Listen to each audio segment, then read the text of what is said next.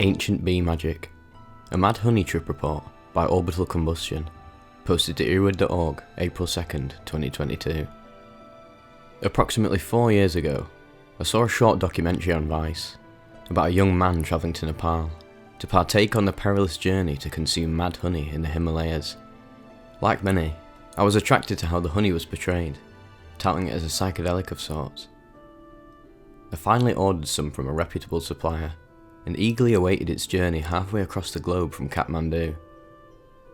The night it arrived, I opened the well-packaged container and shoveled 2 teaspoons down the hatch on an empty stomach. As opposed to your common honey, it's quite a runny consistency. It is a darker reddish-brown colour with an almost fermented, malty, slightly bitter taste. Still tasted quite good despite the profile. Having not researched it appropriately, I quickly got online to dig into the details.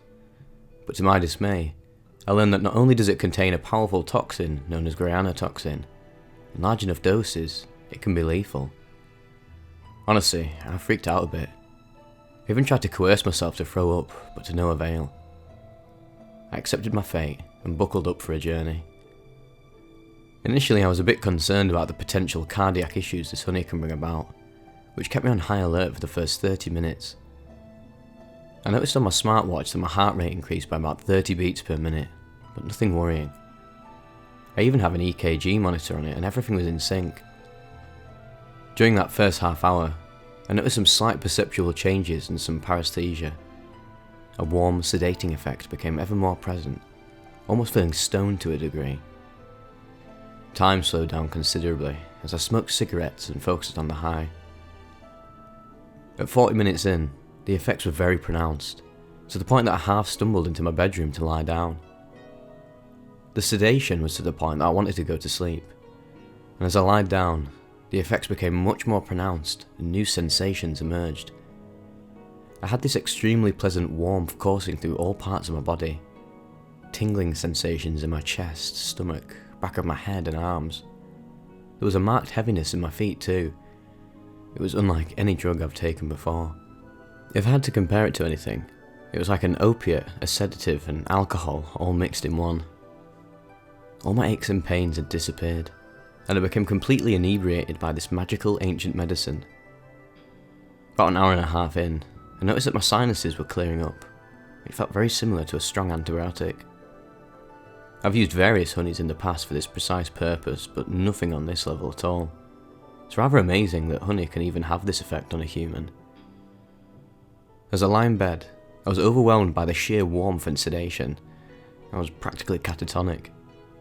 I could feel this glowing heat in my chest, accompanied by an odd euphoria that seemed in sync with arrhythmia. This effect lasted for a few hours, as I dipped in and out of consciousness. It honestly felt amazing. That night, I slept like a rock, having had a tremendous amount of deep sleep according to my smartwatch. It felt very similar to the first time I took opiates or got stoned. Of particular interest were my sinuses. I blew all kinds of mucus out. Within a few hours, I felt amazingly refreshed and clear. A nice energy boost. Having abused narcotics for 20 years, I did have minor pain in my right side, which was not surprising considering the toxic content of the honey. In my experience, it was more sedative and stoned-like than psychedelic, albeit in higher doses, that might be more pronounced. If I were you, I'd start with the recommended dosage of 1 teaspoon. This stuff is not to be trifled with, and has documented deaths. And also, make sure not to be somewhere where you have to drive yourself home, as the experience can cause blurry visions compounded with sedation. Other than that, it was a great time, and I just ate some more now, a day later.